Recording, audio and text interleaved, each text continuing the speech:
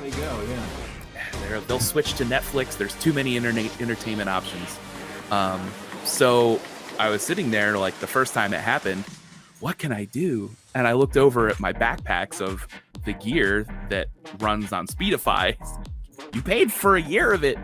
You can use it on any computer or device. So I just pulled out my one of several hotspots I have, hooked it up, cranked up Speedify, and it has never been a problem since.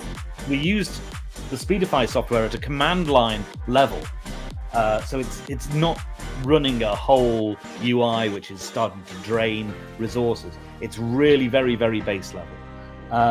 And the really clever people at the BBC got it all working, and we're now presenting whole programs every single day of the year have been presented using this technology. All our weather reports from our weather presenter are done on them. If I look back at my original lives, they are awful. They're terrible.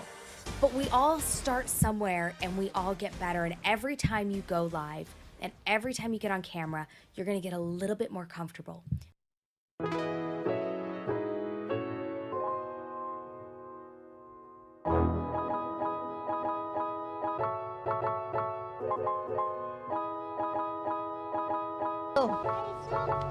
You saw part Really? of it? Cool. Nice.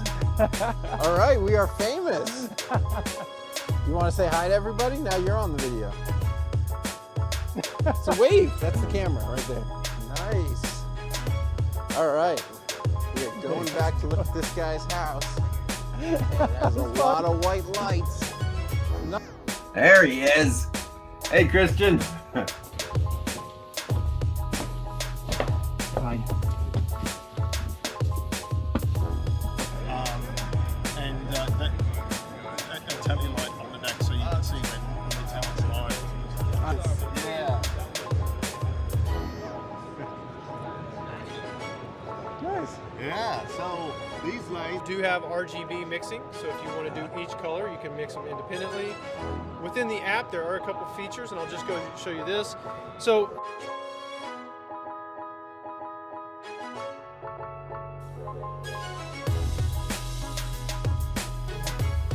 see power. There we go. Woo! Oh my God, it's beautiful. Dallas is showing you how to get really dirty in the mud. Doesn't that look? All of us have these amazing cameras. Apple, Samsung, Google, they put all of this R&D into making sure everyone is able to shoot really great video straight from their phones. Also, I would say streaming kept me from going completely insane when I was in that hotel room for 2 weeks when I first got to Australia.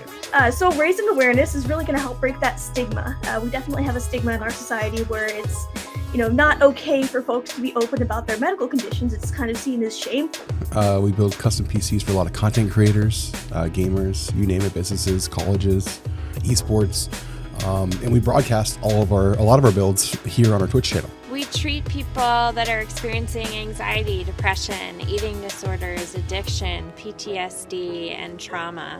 Is just building budget aesthetic gaming PCs. And I have my studio here now, so we've graduated away from the basement of my house and whatnot. Take a bunch of inputs from your computer, cameras, display captures, and mix them together into a video feed that you can stream out to the internet. And then I do a lot of thought leadership talking and trying to educate the industry on the value of techifying, as I call it, their events, and been doing that for a long time. I think it's been really quite comforting to a lot of people, and I think that's one of the things, when you manage stress and anxiety and all that, to make new friends, to be uplifting, to be supportive.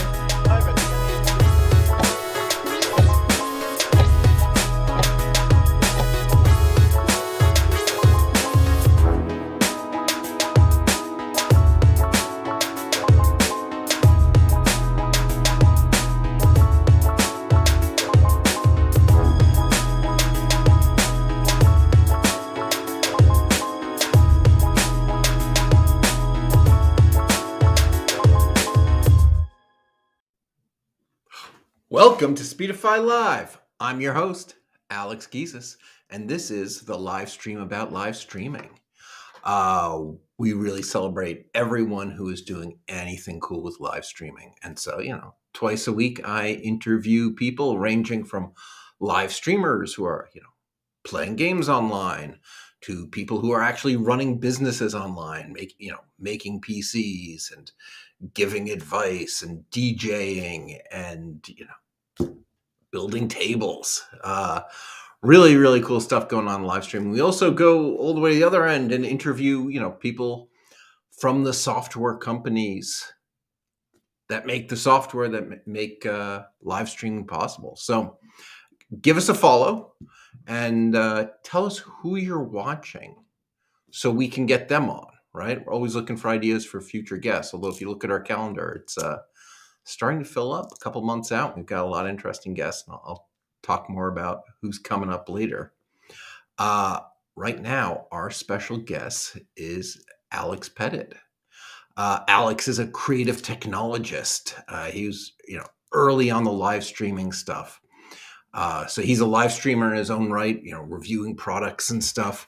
He also designs social media campaigns for companies, and he's doing all sorts of stuff with poker and racing and, different brands and campus TV stations. So before I bring him on, why don't I show you a quick video of some of the highlights of some of the cool stuff he's been doing. Now I'm streaming live from my Blackmagic ATEM Mini Extreme ISO via a bonded internet connection, thanks to this little box here. And that means that even when I unplug one of the internet connections like this, my stream still lives on perfectly fine without any interruptions for my viewers. ATEM ISO, that is what you will select as the fill source. If you've got it into 1, select 1, 2, you get the idea. Then we need to pick a chroma sample. A question I get asked all the time is how I connect my USB microphone directly into my ATEM Mini. First then, in the box you get the focus demand itself, which is actually a lot bigger than I was expecting, but I like that about it. The large size gives you a lot of control. Good morning guys, a special one for you today. We are here with Redbull for the World Superbike Championship. Take a look at this. A USB port, as the USB is what powers your microphone. But you can now take your stereo mini jack cable, plug one end into the headphone port on the microphone and the other into either mic 1 or mic 2 on your ATEM Mini.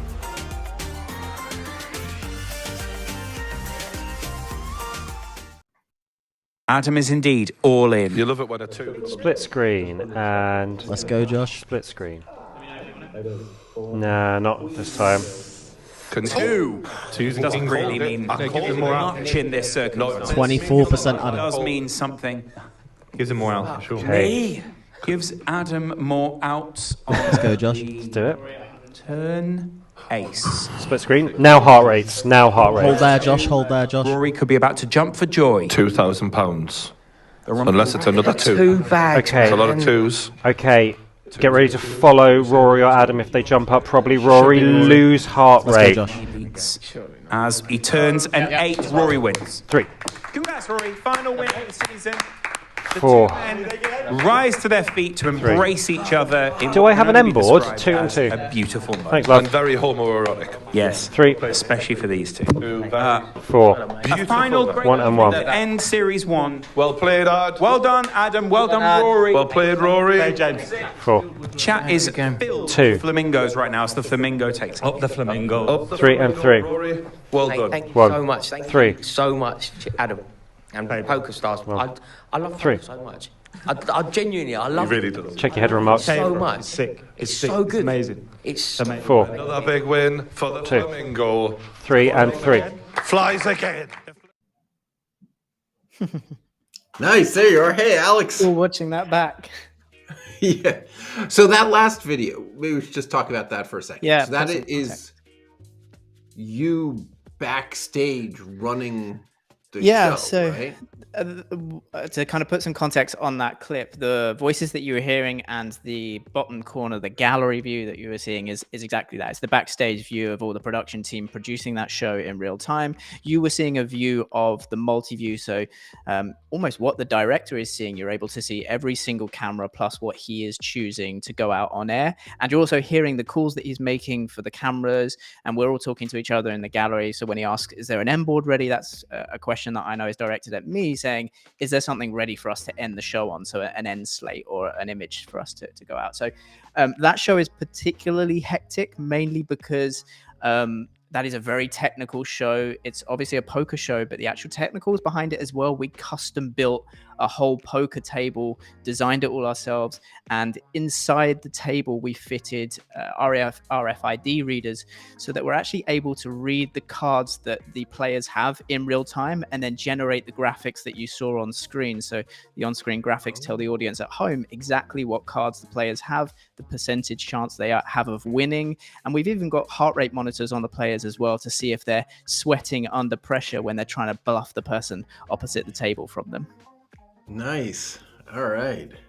That's really cool. The RFID tags. Yeah, you don't think about that. How do they manage to do those displays on screen? Yeah, it was, I mean, that show was about 2 years of planning in the making, from the conception of the idea all the way through to learning. We had to bespoke design the table. The whole team did a fantastic job with it. We had to reach out to different manufacturers to actually find an RFID manufacturer that would be able to read the cards. And then obviously the graphic system on top of that, getting the data from the cards and turning it into the on-screen graphics that you see as a viewer. So it was a great project to do. And we're into the second season of that show now. And the next one is actually on the 30th of this month. So if you want to come and watch it, I'll share a link to the show. Yeah. I mean, and poker, as Mar B points out, is one of these things where everyone wants to study the players, right? I think there's a lot of people in the audience imagining that, they could go pro playing cards. Yeah, it's exactly that. Deeply into the analysis. And one of the things that we found from traditional poker broadcasts was that it was almost hard to study the player because they wouldn't say anything. Most poker players are deadpan. They don't want to give anything away. They don't talk very often, but we wanted our show to be or feel more like a podcast, but there's also poker playing. And exactly as Ma was saying there in the comment, it allows you to study the player a bit more. And then when we integrate the data on top of that so that we can show the audience at home the cards that they've got or their heart rates, it just helps to paint that picture and tell the viewer the story. Which is great. It's a great show to do, but as you saw in the video, it keeps us very busy in the back end. Yeah, I imagine. That's really cool. All right, so taking a step back, could you tell us a little bit about yourself? First of all, welcome to Speedify Live. And do you mind telling us a little bit about yourself? Yeah, absolutely. And thank you, firstly, for having me on. As you guys know, I'm a big fan of Speedify. I've done a couple of videos about it on my channel, so it's a pleasure to be on the actual live stream with you. So my name is Alex Pettitt. I think you introed me at the beginning there as like a creative technologist, which I just love that term because that is exactly what I'm all about, using technology creatively. And then the path that I've gone down is this live streaming route. I love broadcasting. I love the buzz that you get from live. So I've channeled that using technology creatively, specifically into live streaming. So I started when I was at university, helping found the university television station. And then that grew to working for a production company and working on big campaigns for brands and broadcasters across the world. And then eventually it actually led on for me starting my own production company and consulting business specifically for live streaming. And that's where I am today. Nice. So your live stream, how much of your time is your live streams and how much is customers? Yeah, to be honest, I'd love to say that there was more of my own personal stuff, but a lot of my time does get taken up with client work. So right now, I'll probably those darn paying customers. I know, ruining everything. I'm not going to complain, that's for sure. But no, where I have a bit of free time, I'll often record a video, but to be honest, it's a lot faster, as I'm sure you guys know, to put together a live stream than it is to do a recorded video. But I love the process of both. I love the editing process, the scripting process, and things like that of recorded videos. But nothing for me also beats the buzz that you get from pressing the go live button, and that raw, there's no reset button. If you mess up feeling. So I try and do a mix of both, and I would love to do a few more personal live streams in the coming future for sure. Nice. So how did you make the step up to, being your own brand from being just one of the production people?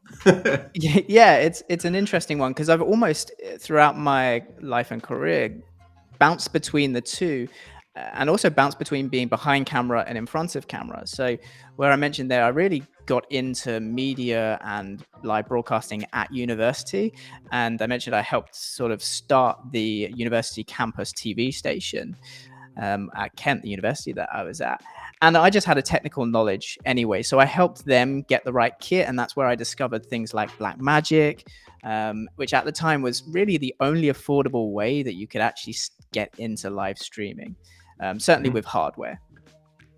So I sort of started with that, then got picked up and headhunted by an agency, doing a lot of behind the scenes stuff. Again, speccing out studio builds and working out technically how we were going to do live shows. And then a little app came along, which was owned by Twitter at the time, called Periscope. And that allowed you to actually go live from your phone. And for me, it was revolutionary. I was actually working or doing a live stream job at the Twitter headquarters in London the day that Periscope launched. And so I got a bit of a heads up about it. And they said, download this app. Let us know what you think about it. And really from that day onwards, I was just engrossed in this app, so much so, and I don't know if I've ever said this live, but I can say it now because I'm not at the company anymore, but I actually pulled a sickie from my job the next day to learn everything there was about this app. Like, I wanted to know everything. I wanted to be the number one on it. So yeah, for the next sort of 3 or 4 years after that, I engrossed myself in Periscope. Live streaming from my phone for 3 years, was one of the top broadcasters on the app. Amassed a following over 250,000, and just was doing these daily live broadcasts. And that obviously, when you're in the top, I think I was in the top 5 for most of my time on the app worldwide. And when you're in the top 5, it obviously opens up a lot of doors to be able to do other stuff as well. So I kind of built my production company really out of that, mainly because I had a great knowledge of live streaming and the technicals, but also it then got me into the presenting world. I did quite a bit of presenting for companies like Redbull and things like that. And I had all this knowledge about how to make live successful, not just from a technical point of view, but also from the strategy point of view. So I put all that together, created a company, and I've been doing that for about 7 or 8 years now. Right. So, yeah, the strategy of jumping on the platform first, can totally pay off, right? I mean, Robert Scoble, right? Yep. I mean, say what you want about him. For a while there, anyone who joined Google Plus, they said, you got to follow Robert Scoble. He was the guy. He's the guy posting all the time. And obviously Google Plus failed because there's only one guy posting all the time, but he survived to go on to other platforms. And he's remained, something of a celebrity. Absolutely. So what went wrong with Periscope? I mean, seems to me like they were most of the way to building TikTok, and then they shut it down. Yeah, I mean, it's hard to pinpoint whether there was just one specific thing that went wrong with Periscope as such. I think they built a fantastic app. It was often referred to as like the teleportation device. It allowed you through your phone to go, see different parts of the world, and it absolutely did that. I think they definitely had an option with things like bots and spam accounts and things like that, which just got on top of them. I think they tried their best to listen to their community, but often it wasn't quite enough. And eventually the app was already, before it launched, was bought by Twitter. And what they eventually did was decided to move all of the features into Twitter, into a product that's now called Twitter Live, and actually shut the separate app Periscope down. And reflectively looking back, it was probably the right decision. It was probably on the cards from day one, to be honest. But it was a great run. I don't know. They'll never admit that. You know, I used to speak quite frequently with Kayvon, who was the CEO of Periscope at the time. And I said, you know, is this just all going to become Twitter Live? And he was like, no, we've got no plans for that. So whether it was or it wasn't, or whether they knew it and just didn't say, I don't know. But they spent a lot of money on Periscope in the early days, so who knows? Yeah. All right. So as some of you noticed, we are live. So if you post comments, I like that you two have the same name because compliments apply to both. Yeah, I'll steal whatever percentage of compliments intended for Alex that you'll send my way. Yeah, get the comments in. So yeah. Oh, and Vine. You just reminded me about Vine as well. Yeah, that went a similar way. Yeah, Vine was also Twitter, wasn't it? Vine was again bought by Twitter. They seem to like kill the apps that they buy. But no, Vine was also bought by Twitter. Again, hugely successful 6-second video app. Very somewhat you would say similar to what we're seeing now with TikTok. And yeah, who's that Quiet Galaxy in the chat saying TikTok is not a replacement? No, there hasn't really been a replacement as such for Periscope, but I think the market has shifted, and now of course TikTok does have live as well, and that to me is an incredibly interesting platform just by the growth of TikTok, and what you can do on it with live as well is pretty incredible. We can talk about that later as well. All right. Why don't we talk about your setup for a second? You know, hardware, software, where you live stream from. Yeah, I can try and show a little bit of as well if you like.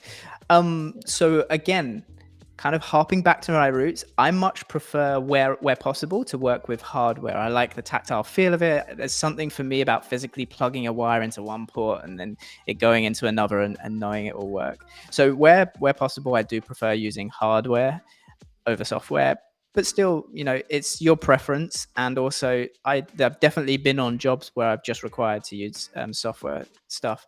And even now cloud stuff, we do a lot of productions just in the cloud through cloud production and software.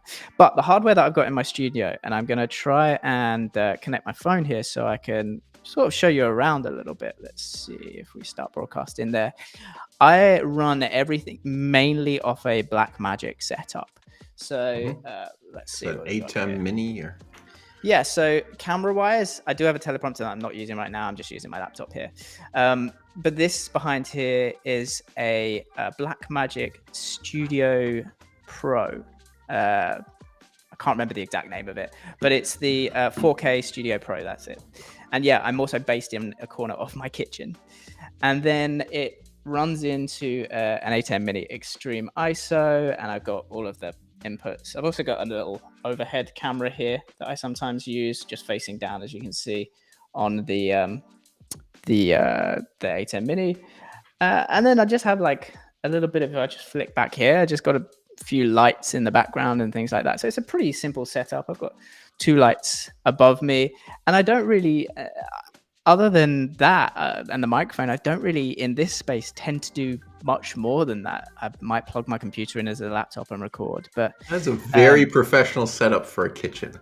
Well, this is it. It's actually, it's a small corner that I'm in. So I wanted to try and make it look as nice as possible on camera, but you wouldn't necessarily know what's that way. And to be fair, I very rarely show what's that way on my videos or in the stream. Yeah, there we go. You can see first comment that's come in. I never would have guessed you were in the corner of your kitchen. Yeah, I'm actually moving though. I'm going to be, I'm halfway through building a bit of a new studio, which has some nice new kit in as well. So I'll do a little studio tour when that's done. Oh, nice. So any highlights? What are you doing? Is it just a separate room, or are you doing anything?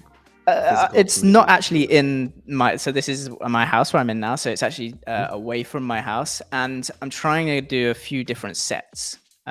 So, and also it's not just built for landscape video. It's also built for portrait video, because I'm getting, again, with the client stuff, asked to do more portrait stuff. So it's going to be flexible. It's multi-camera and things like that. So yeah, I'm experimenting with the space at the moment. Right. Okay. Yeah, in our new office here, we took one room and made the studio. Yeah, and it's great because then you can do whatever you want with it.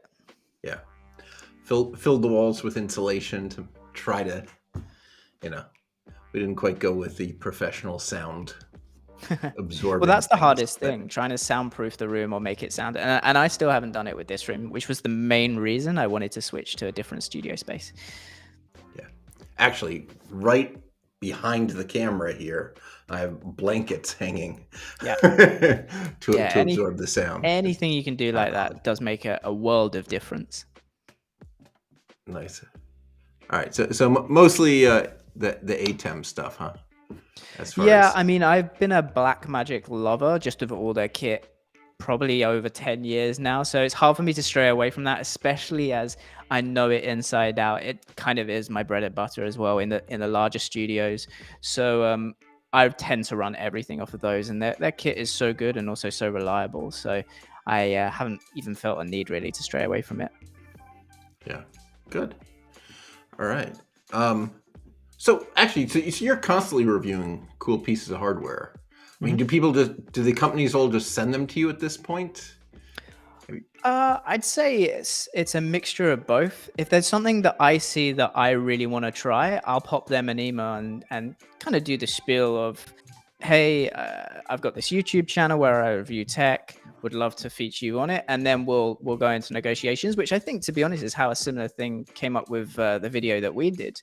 I spotted Speedify. I can't remember exactly where I spotted it, but anyway, I spotted it online somewhere and thought, I wonder if I can use this as a bonding device to use when out and about with an ATEM Mini.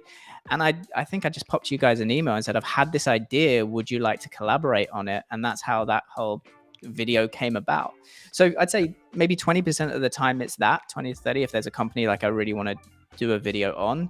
The rest of the time it is a pretty full inbox of companies saying, we've got this new product. Can we send it to you? Would you like to do a review? But I have a very strict policy about doing reviews on my channel. I can go into it. What is the policy? Yeah, sure. Well, let's hear it.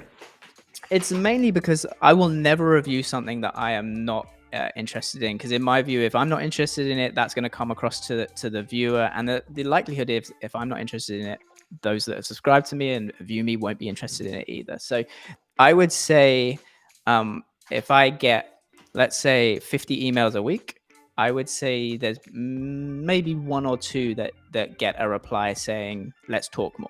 The rest just go straight in the bin because I'm just not interested in the product. Then when I reply, and I'll basically say, here's my deal.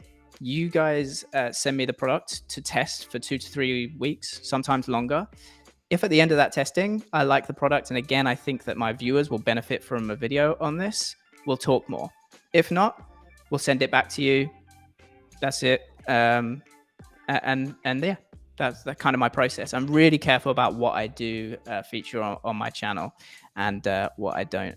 And 90% of the stuff that gets kind of in my email inbox, I don't. Yeah, that's good. So for those just tuning in, I'm Alex Pettitt. This is Alex Pettitt. Sorry. No, good. Pronouncing names, tough.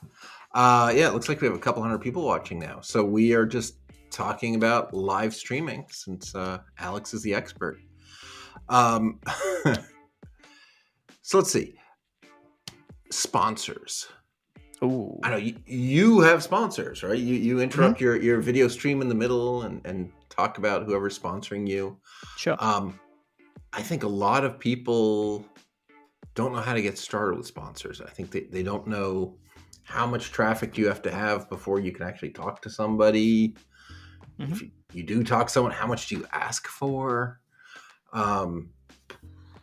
It's tough, right? And the first thing I'll say is it's all relative.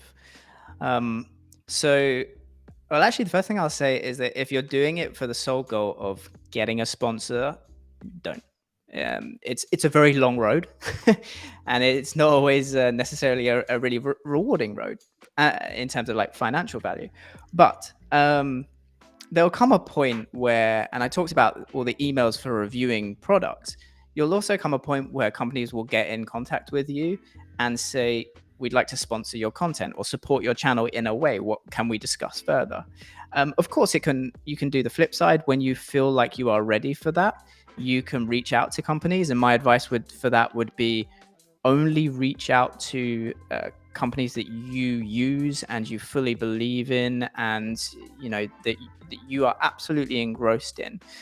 Similar to how I said I wouldn't review a product unless I've fully tested it and I think it's valuable for my audience. I'm even stricter on that for a channel sponsor, because at the end of the day, I have to believe that, number one, a viewer is actually going to take 60 seconds out of my video to watch and find the whole whether you want to call it an ad or segment that I've created interesting.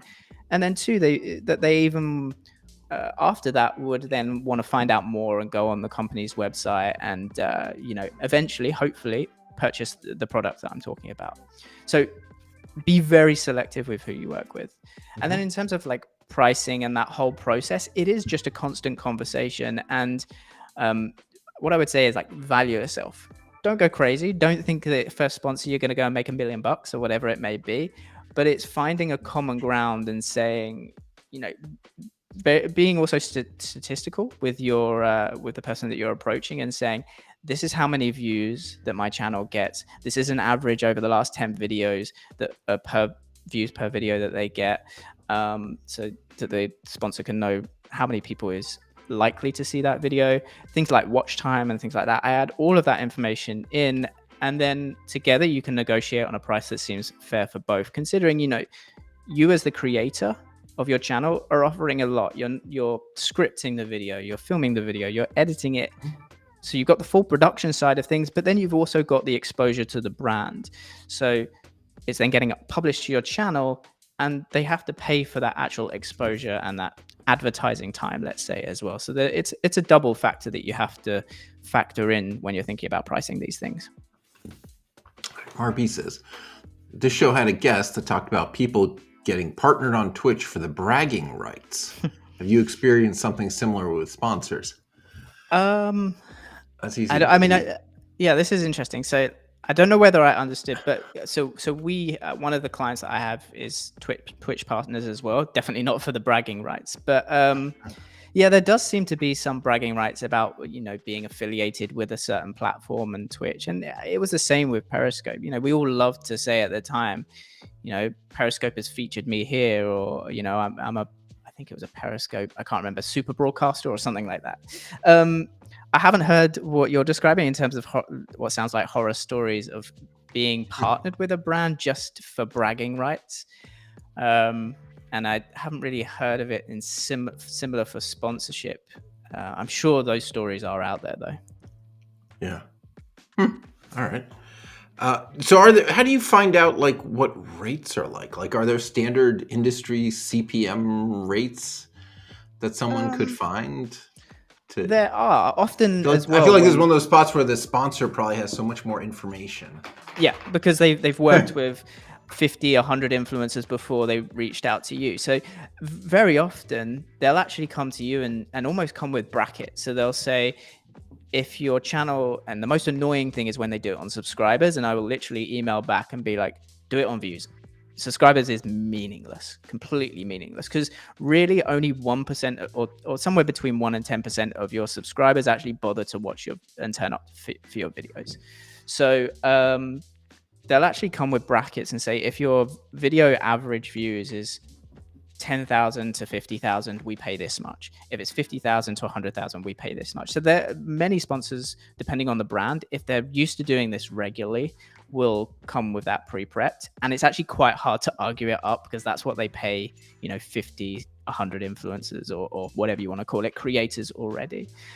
But if you're approaching a brand that has never really done sponsorship before, let's say, and you're both going into it, especially if you're new, you can kind of have that conversation and say, look, we're both going into it relatively fresh, not knowing what to expect. So something I've done in the past is said, look, let's set a price for now and then come back to it in, you can set a timeline, 3 weeks, 4 weeks time, a month's time, or a video time, and say, look, I'll do 2 videos at this rate, but then let's review, let's see how it's going. And it's very often a constant review until you get that happy medium between both parties. Yeah. Okay. All right. So as I said, we are live. So if you guys have more questions, I mean, a few of you have jumped in with questions, but keep coming. So let's see. Software. Do you just stream straight to YouTube, or you use OBS mostly? Is that what I recall? So there's a whole mixture. So certainly when I'm streaming with the Blackmagic stuff, it is just going directly from the ATEM Mini up to the platform that I'm streaming from, whether that be YouTube directly, or sometimes if I need to stream to multiple platforms, I'll use something like Restream to distribute it out to multiple platforms. From the software side of things, I tend to I've used OBS quite a lot recently for TikTok lives. Mainly because it has the function of being able to actually create a portrait canvas, which is what you need for things like TikTok Live and Facebook Live in vertical. So software streaming is great for that. And again, I'll use OBS. I've used Restream in the past, all sorts of software platforms. They're pretty good now. I know Ecamm is a popular one with people as well. Yeah, the software is getting great. It's just making sure that you have the actual computer hardware, the power in your computer to be able to do the types of things that you need to do. You're not going to be able to, for example, throw 4 camera feeds into a computer with an old processor, because no matter how the software is, your computer's got to keep up. So you need a good hardware build on that as well. Yeah. So I'm on a Mac Mini, one of the new M1s. The M1s.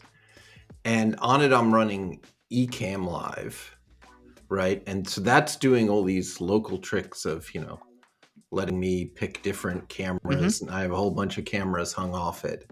And then I'm using that as a virtual camera input into Restream Studio. Sure. Which is what's putting, this banner across the top and putting the two of us side by side. Actually, you can tell what I do in Ecamm because it only affects my camera. Yeah. So there, Ecamm, confetti. And then the Restream, sends it off to all the places. So I'm pretty happy with this as a setup.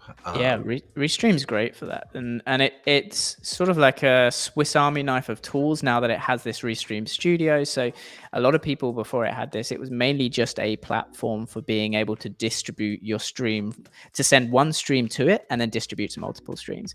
Right. Now with the Studio, you can do a whole lot on it, and it's getting better and better.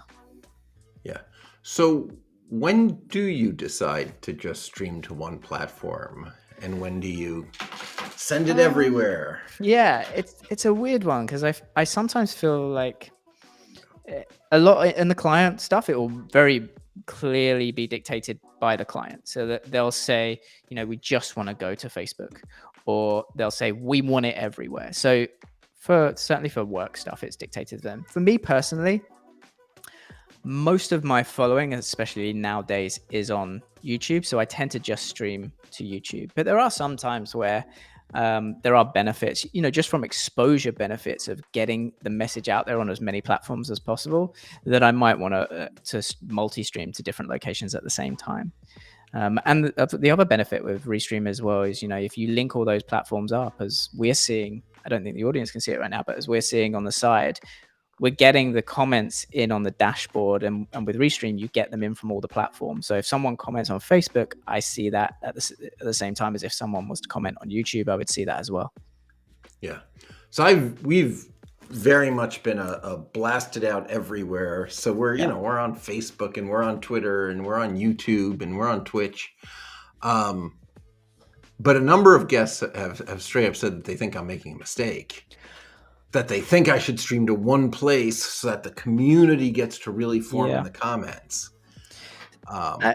Okay, so here's my view on it, and I'm sort of split on opinion in that I totally get that. From a simply human perspective, is if you push to all people to one place, there's a bigger viewer number that looks more attractive to people that then discover it and they go, oh, there's 1,000 people over here watching, let me check it out, rather than there's 200 people over there, 50 people over there, 500 people over there. It just looks more attractive in that way. And also, you know, I guess depending on how you present it to, let's say, a sponsor afterwards, the big number in one place looks more attractive than the fragmented number. But purely from not everyone is on YouTube 24/7, and people are again fragmented as to what platforms they're on. I do often err on the side of push it out to as many places as possible, because if you then add all those views up, it's probably going to be bigger than if you just stream to one location. And this is something that we say very often as, again, working with my clients. They are now, or have been over the last few years, starting to use, and this is a whole nother topic, using influencers within their live streams. And I very often say to them, okay, I get it. You want to get the YouTubers or the TikTokers on your live stream on YouTube so that hopefully they push their audience over to you. Totally get that. But also ask them if you can also stream the show that they're in on their channels, because it will also go out to all of their audience, and it's a much bigger exposure for your brand. It's not always about getting more subscribers on the brand's channels or getting more views on the brand's channels. Sometimes it's just about getting that messaging out to as many places as possible. And the best way to do that is actually stream the content on the influencers channel. Yeah, Restream makes that really easy, right? Yeah, it's great. They can sign up to let you, just stream to their channel for the one afternoon when they'll be the guest, and it's pretty easy and painless. Mm-hmm. Do you think Facebook's live app is on the way out? I mean, I have different views on Facebook in general. To me, I don't know if I'm going to get sort of persecuted here by saying this, but to me, Facebook as a platform feels like a bit of an archaic platform, especially with other ones that have become resurgent in the last few years. However, saying that, just from a live perspective, one of the things that they have invested a lot of time and development in over the last few years, from the live streaming aspect, is Facebook shopping. And I think there is a huge future for live stream shopping over the next 5-10 years. TikTok do it fantastically. Facebook Live are doing it really well as well. And a lot of brands, obviously, shopping are really interested in it. Amazon Live has just started doing it, and obviously Amazon also own Twitch, so I wouldn't be surprised if there was some collaboration there. And soon, more and more live content, and probably not just live content, but content in general, is going to become shoppable content, so that you can very easily, without even exiting the app, purchase a product that you see in a video or in a live stream. Yeah. How do I buy that microphone he's using? So Exactly. Sure. All right. Victor says, as a viewer, I do not like when they use multiple locations. I like to see what others are typing and interacting with as well. Splitting the use makes this harder as a viewer. Yeah, I hear you. it's a good point. Sorry. But that's where a tool like Restream comes really useful, because then we can pull in the comments like you're doing right now and display them on screen. So at least if there's good ones on Facebook, we can still pull them in even if you're watching on YouTube. Yeah, you can see the ones we're responding to. Ebulant says, I think live shopping is going to take over. QVC really knew what they were doing. Yeah, I 100% agree with this. I think we're going to see almost like a redevelopment of what QVC was back, over the last 10 years or so, or longer for QVC. We're going to see it brought into the modern new social world, and it'll be slightly different and developed for this new younger generation. But I think it will have an incredibly large effect. Yeah. Amazon has a whole. Have you been involved at all with Amazon's Amazon live shopping stuff? I really like it. I think as a platform, it works really well with the carousel and things like that. I've done a few streams on Amazon Live and tested and built out graphics and things like that. I really like it. The struggle that Amazon Live will have is simply getting viewers. And that's where I think they'll leverage on the fact that they own Twitch. I think they'll take the functionality that they built in Amazon Live and then port it over to Twitch, so that Twitch streams, even though they're gaming streams, or now we're seeing more non-gaming streams on Twitch, will be allowed to have shoppable content on there. So I'm excited for that. I don't know if it's going to happen, but that would be my guess if I had to make one. Yeah, that makes sense. It would be easy to let you add a carousel or whatever underneath. Yeah. Yeah. People really like the transparency and handmade things. I generally love how small businesses are extremely popular. There's a feel-good factor to it, right? When you see there's a TikToker, I don't know if you'll see it in the US because in the I think he's a UK TikToker, but there's a guy that makes watches, handcrafted. I think they're handcrafted watches, and his business basically blew up pretty much overnight due to his TikTok account. And now he's gone global, and good on him. And I love seeing these little success stories. There was in the UK, there was something similar where we had a chip shop go viral, and for weeks there was queues going down for miles for people queuing to get fish and chips. So much so that the police had to cordon areas off for the queues to go. So yeah, I love these little local businesses, small business success stories. Angelo's Pizza in Philly. He used to be, for years, he ran a not terribly successful pizzeria, as I understand it, in South Jersey. It burned to the ground tragically. So when he started over with the insurance money, he started over in Philly and live streamed everything. And now it is lines out the door, around the corner. It's doing great. Yeah, that's what I like to hear. All right. So if someone is just getting started live streaming, some finite budget, what do you think that they should start with? I mean, they can't buy everything, right? Yeah. I mean, in reality, you can start with what you've already got. So you've most likely got a smartphone. Most modern day smartphones have fantastic cameras in them that are better than any webcam or anything like that.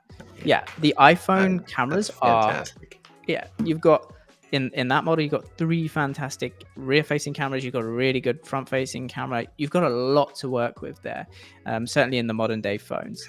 So everybody's a critic, but he's got lines out the door, so who cares how good the food is? Yeah, he's happy. He's making money. So yeah, I would always say there's plenty of, most of the social platforms, whether it be Facebook, YouTube, Twitch, have their own native apps where you can go live directly from a mobile device. And that's really the best way to start. Then if you want to start building an actual physical setup, you want to maybe dip your toe into things like multicams and stuff like that. The Blackmagic ATEM mini range is a great place to start from the hardware perspective, and I know a lot of people sort of start with an ATEM mini or an ATEM mini pro and maybe 1 or 2 HDMI cameras, and very quickly once you invest in your first ATEM mini and camera, you very quickly are down a rabbit hole, and suddenly you've got like a 4 camera setup lighting all around you, and you've spent $5,000-$6,000 or whatever. It goes like that, because it's so fun to sort of keep this thing growing and say, okay, I've done this, what can I do next? That's if you want to go down that route. Of course, there's other routes you can go down. There are some really good webcams or capture cards to be able to plug in cameras and use the software routes like we talked about earlier, OBS, Wirecast, and there's others out there. Again, you're using Ecamm Live, all great.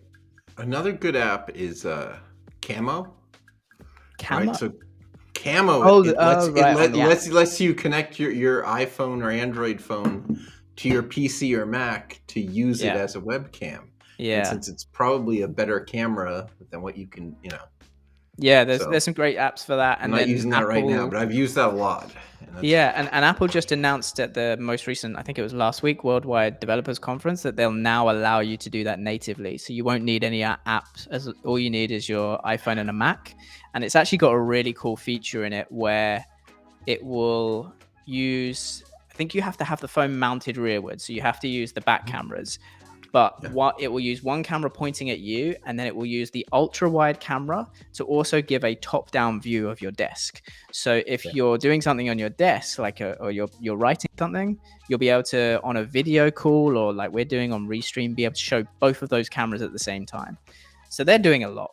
I am certain that is a brick in the wall building towards augmented reality. Oh yeah, sure. Right? Because when you're wearing the 3D goggles, looking at all these virtual screens and stuff, what you want to be able to see though is still be able to see your real physical keyboard to see if your hands are in the right spot. Yeah. And so that trick of having the camera on the top of your PC be able to fake a view of the keyboard I think that's totally a building block for virtual reality. Right? Yeah, and we know that Apple are working very hard on their virtual reality glasses. So it doesn't surprise me that, as you've suggested, we start seeing some of this stuff just getting in now so that it's ready when those glasses are released. Another one that I thought, there's a lot of stuff about like spotting a human being in the picture or an animal in the picture and making sure that any text you superimpose goes behind the person. That's for the augmented reality glasses. So that when it superimposes a text you just got, it'll never cover the human you're talking to in the room. Yeah. Right? That is Apple building towards augmented reality. I see it coming. Absolutely. I think we might actually only be a year away. It's a somewhat scary but also exciting future that we delve into. Like I'm an Oculus owner, so I've been using the goggles now for over a year. I love it, but I can also see just from the social aspect. In some ways, it's amazing because the social aspect of the actual Oculus virtual reality world itself. You know, there's a PokerStars casino in virtual reality that I love going in because I can sit around a roulette table or a poker table with someone talking to me from New Zealand, Australia, America, and I often meet friends at a virtual casino table. It's amazing for social in that aspect, but it also slightly worries me and concerns me about, are we just going to be expected to wear goggles 18 hours out of a 24 day and just be very secluded in our real lives? Almost like that. There was an app or a game many years ago called Second Life. I feel like we're almost heading towards that. Yeah. Huh. Yes. Have you tried any of their work stuff? I was looking at a little bit. There's stuff for holding meetings in virtual reality. There's it looked pretty Workspace. nice, but I wasn't willing to invest in buying 6 more people these things to actually hold a meeting. Yeah, exactly. I've tried Workspace once, which went pretty well. I had like a little meeting and gathering. There was another one where I ended up in a SpaceX meeting room or a SpaceX museum room and for a meeting. I don't quite know how that happened or what app it was, but it was good. And yes, it is very Black Mirror, as that comment says on the screen there. We're certainly heading, if not already there, to some of those episodes. Yeah, you could. The VR could go so wrong, but it also could be pretty cool. Yeah. So setting it up in some way so that like not everything is completely controlled and completely monitored by Facebook. And that's the problem, I guess, at the moment with Oculus, and where some people do steer away from it, is you're tied into having a Facebook account and tying all your data to that device. So, we'll see what Apple come up with. Hopefully, as you say, could be within the next year. Yeah, I really thought iOS 16, almost all those software announcements, every feature they added, I was like, well, that would be useful in augmented reality. That'd be useful in virtual reality. Okay, I think that's the actual theme of iOS 16. It's all the bricks they need to start building things. So should be fun. So can you talk any about some of your clients? I know you said you live stream, and we mostly talked about that. And you talked about PokerStars a little bit. Who else are you helping? Can you say? Yeah, so the PokerStars, for example, that all comes under one major client who is Geordie Entertainment. So this is a YouTube creator who has a very large following across YouTube. Started with football content, so we helped to build out all the technicals for his football live show. And we built the studio for him, designed it all. In fact, we ended up building 3 studios for him because he would move each year from studio to studio. So yeah, what you're seeing there, that photo is was actually, that one was for the FA, for the Football Association, but shot in his studio. So sometimes he will rent it out for other shoots as well. But it gives you an idea. I don't know if is there a photo of the poker table there? Oh, okay. So that's a shot of some of, that's the FA shoot as well with those guys. And I don't know if you've got one of the poker table, but that gives you an idea as well of the studio space. So again, all run on Blackmagic cameras and Blackmagic infrastructure. And the interesting thing about that, as we mentioned before, like that poker table is a complete custom build, but it's actually a tabletop. So what we do when we're not doing poker is we break down that tabletop. It splits into 4 sections, and then we have a podcast table underneath it, and that's where we then shoot things like the football live streams, which are weekly watch along shows for soccer content, I should say. Here in the UK we call it football, and also fighting, MMA and boxing live watch along shows as well. So there's a lot of content that comes out of that studio. Some of the other stuff as well really can be clients ranging from, I've done bits with Lego, Nike, Adidas, did something with Nike for the World Cup, did a whole campaign with the England football team for the World Cup in Russia as well. And that one was interesting because it was all cloud-based. And that was pre-pandemic. That was 4 years ago now. So that one was fun. And then, more recently with things like TikTok and stuff like that, as I mentioned before, it's really that shoppable live content now. So I've been working with brands like Victoria's Secrets, Kate Spade, lots of fashion brands and things like that. So yeah, it's been fun. Good. See, all right, Philadelphia, we got one of the World Cup games. I'm so excited by that. Because I got a text in our group chat where we do all the football productions of all of the locations for the 2026 World Cup. And yeah, there's some great ones on there, and glad to see Philadelphia on there too. So will you be coming? How does this work? Are you...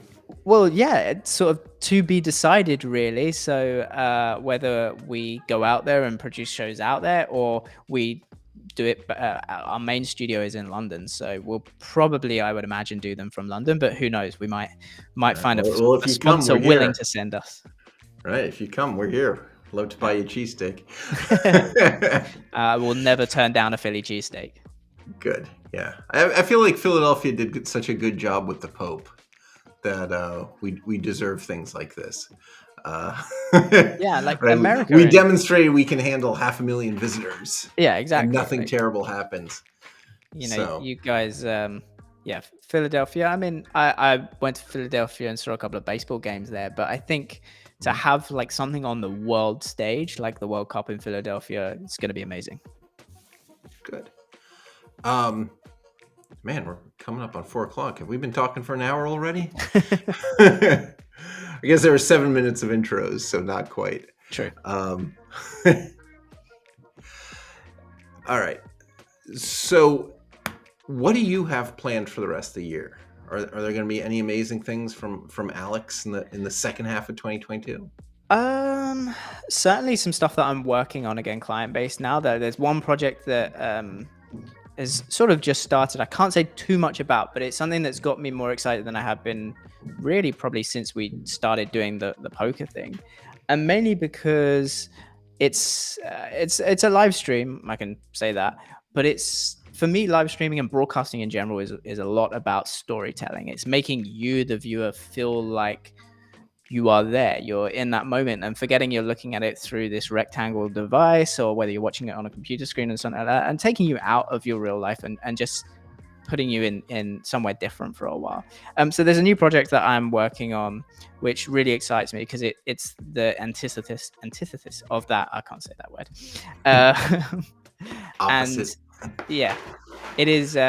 It's absolutely that, and it does that through incredible visuals, but also through data and graphic visualization and stuff like that. So there's some cool stuff to come that hopefully I'll be able to say more down the line once it's launched. But then from a personal aspect, and with the YouTube channel and things like that, a lot more reviewing more tech. At the moment, I only I'd say one video out a month if I'm lucky, but I've made made a concerted effort to up that and try and do at least sort of 2 videos a week, a couple of live streams, or a couple more live streams here or there. I just want to try and get more content on the channel, and really that content's going to all be about how to fully utilize the kit that you have to make the most of your live streams and get the most out of them. Cool. Ooh, cool question. Sorry, I just saw the latest one that came in. What do I use to edit? was Oh, yeah. just came in from who is it? Quiet Galaxy. Galaxy. I'll answer that one really quick. I used to be just a Final Cut user. That was it. When Blackmagic came out with DaVinci Resolve 16, and about the time when you could do things with the ATEM ISO, so that as you were filming live, it also was creating a fully editable file for you afterwards. I tried switching, found it a lot easier than I thought, and now I only edit on DaVinci Resolve. So, All right. Premiere. My one. Yeah, I know. So that's the thing. DaVinci Resolve is pretty much free for 99% of the things that you need to do. You only really need to pay for the studio version if you're wanting to, let's say, export in 8K or have AI things in the video. So yeah, Is it just free, or it's free if you own hardware? No, it's completely free. And if you own a camera, you get the full studio version, which has those added features for free. So it is free to everyone. You can download it off the Blackmagic website. And for 99.9% of people creating videos, the free version will be enough for you to do everything you need. Really, the paid studio version is meant for cinema, like filmmakers, people in Hollywood who are actually grading and doing things. So I would say give it a try. There is a bit of a learning curve when you're going from something like Final Cut or Adobe Premiere. It took me maybe 2 or 3 weeks to just understand the workflow because it's slightly different, but it's an amazing piece of kit. Okay, yeah. I used to use Premiere, but now.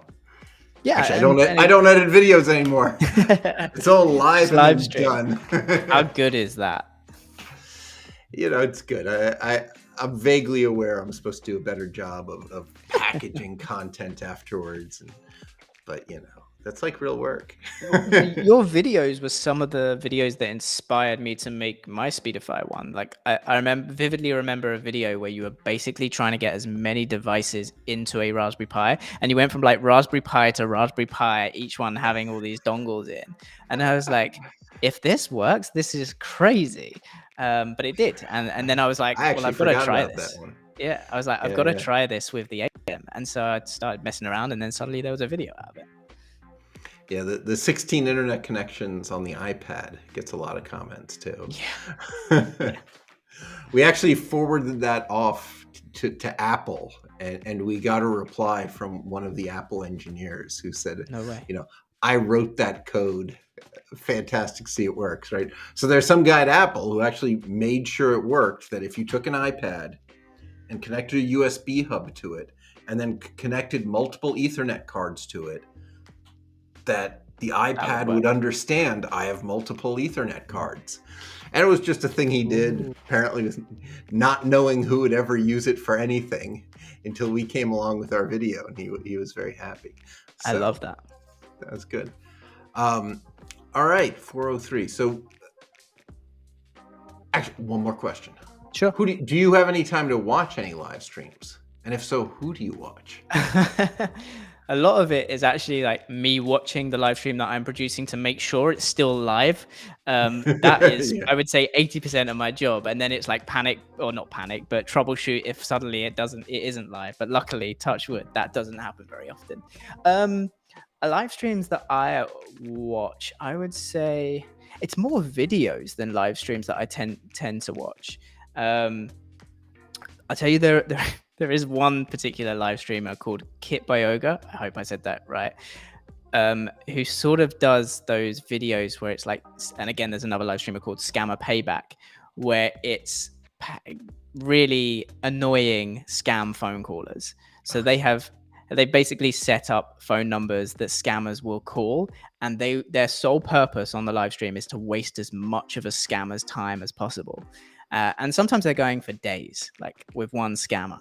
And I get a little satisfaction out of that. Yeah, and it's like slow TV as well, in the fact that, you know, these streams are going for 4 or 5 hours, and I'll just have it on in the background, chuckling to myself as I'm working. Love those. The people who you know, where the scammer calls and says, if you send me $10,000, I'll send you $1 million back. Yeah. And the person makes up an elaborate story why the scammer has to send him $1,000 first, so that he can send the $10,000. I don't think it ever works, but it cracks me up. Voice of Bethel says Speedify is good. Thank you. But my antivirus catches Speedify. Could you send an email to support@speedify.com and tell us like what antivirus you're using and a little bit about what this message is? I guarantee you there is no virus in Speedify, but we do, when we do new releases, sometimes we have to do some back and forth and, get on the phone with the antivirus companies and ask them to take a closer look. And usually they say, oops, our bad. And it's fixed up in the afternoon. That's the fun with app development, right? Yes. Yeah. So, all right. Yeah, people love scammer payback. All right. So a few upcoming streams. Tomorrow, June 22nd, is office hours. So 2 p.m., 1 hour earlier than this stream was. I will have one or more of the actual developers who worked on Speedify here, and you can ask them all the questions you want. Thursday is the 23rd. We're going to have StreamYard. StreamYard is awesome.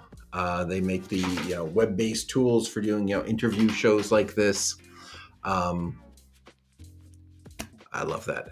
So they'll be here so we can ask them questions. They've done a lot to make streaming much more accessible, right? Your ability to just do a live stream like this out of a browser without even installing an app is fantastic. Next is the 28th. We have Papa Bear AZ, who streams 3D printing and video games. And if you want to know more, speedify.com. At the top, there's a little live box. If you click that, we have a whole calendar of everything coming up. So I've kept you for a full hour, so I think any parting thoughts for us? No, I thoroughly enjoyed it. It's been good to talk live streaming in general with you. But yeah, no, I guess from me, thank you for the product that I've enjoyed using. It's also got me out of some seriously sticky. It's got me out of some seriously sticky situations as well. So I have nothing but good things to say about it. And thanks for having me on. It's been a blast. All right, cool. Thank you, and good night, everybody. See you online.